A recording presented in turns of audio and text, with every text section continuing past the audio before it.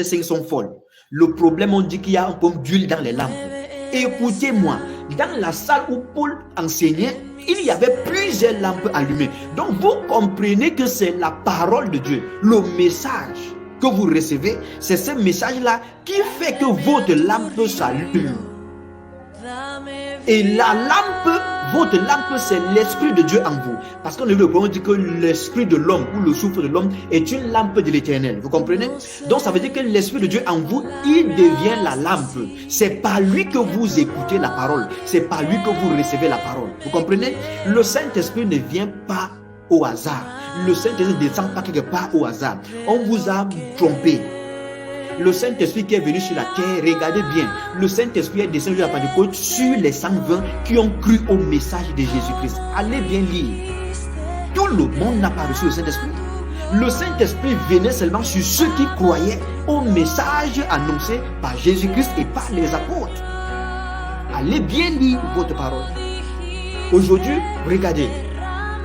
Si seulement vous pouvez comprendre que la majorité des manifestations et vos parler en langue là, ce n'est pas vrai, c'est le mensonge. Dans vos églises aujourd'hui, vous parlez en langue, mais je vous dis, sur 100 personnes qui parlent en langue, moi je vous dis 90% c'est le mensonge. Ça je vous dis, j'ai le discernement, non? J'ai le discernement, Dieu m'a donné le discernement pour connaître ça. Sur 90%, sur 100%, il y a qui parlent en langue, 90% sur le mensonge. Comment vous pouvez parler en langue où vous venez dans le péché? Vous parlez en langue, vous n'obéissez pas à la parole de Dieu. Le Saint-Esprit vient sur les gens sur la base d'un message. Quand tous ceux qui recevaient le message de Jésus-Christ, ils ont cuisé au nombre de 120. Et le Saint-Esprit est descendu seulement sur les 120. Et quand les 12 sont sortis, avec le reste du peuple, les 12 ont élevé la voix pour parler au travers de Pierre. La parole de Dieu déclare que plus de 3000 personnes ont cru au message. Et Pierre les a baptisés. Le Saint-Esprit est venu seulement sur ces 3000. Pourquoi vous ne voulez pas comprendre ça? Pourquoi vous ne comprenez pas ça?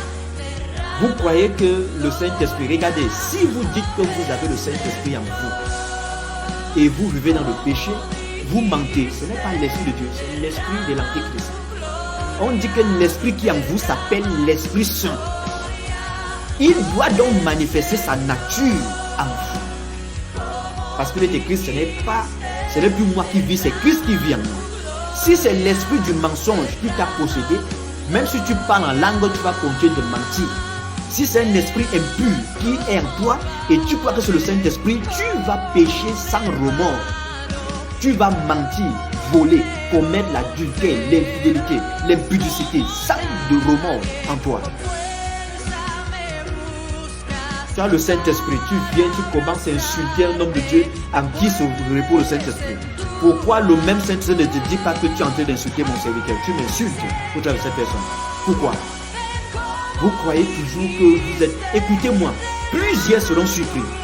Plusieurs de ceux qui croient qui sont serviteurs de Dieu, plusieurs de ceux qui croient qui sont enfants de Dieu seront surpris.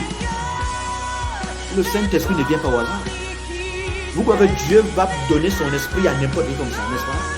Quand Dieu donne son esprit à quelqu'un, c'est qu'il a confiance à cette personne. Vous avez compris?